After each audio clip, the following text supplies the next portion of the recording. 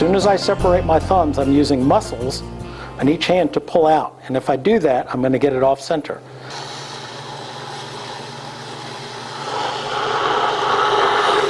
To see what the left hand is doing, we're just going to drop this hand out. So I start down here, and as I'm pressing in, I'm actually putting some constriction on it, but I'm also flattening my hands a little bit as I do it. And I like the flexible ones. Now, as I'm using the rib, I'm watching the profile, the outside of the pot. I'm refining the curves. I'm thinking about the volume. Then I'm going to use a rib on the outside. So it helps me do a couple things. Stabilizes the form, removes the slurry. This is a deep carving technique. I caught it at the perfect time, and that's really my lesson to you.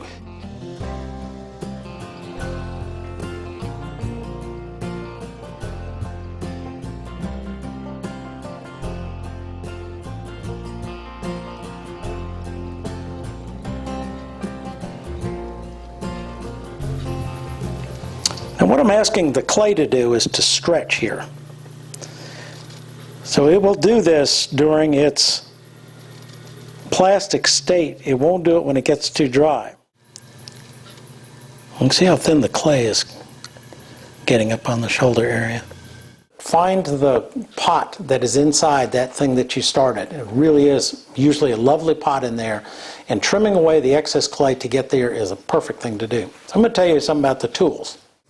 Take my time. This is really important of having sharp tools. Now, one thing I do at my own studio, especially depending on the dryness of the clay, is I tap on the center. So I've been able to remove the tool marks. One of the beauties about this is self-sharpening. What happens with these ribs is that as you use it in one direction, it slowly gets dull on this side and it creates a little burr on this side. So all I have to do is turn it over, and I've got a sharper edge again. It's just gently attached at this point, and I'm going to check and make sure that it's in line the way I like it. I'm going to make sure that I like the profile. Now, the hole punches have left some raw material in there and some rough edges. Don't worry about that now. This is so easy to clean up a little bit later, and I'll show you how. If you do have a bigger gap, you can try filling it with a little bit of extra clay. Make sure you use the same clay that the handle came from, so that scrap becomes a handy piece of clay because it's exactly the right consistency.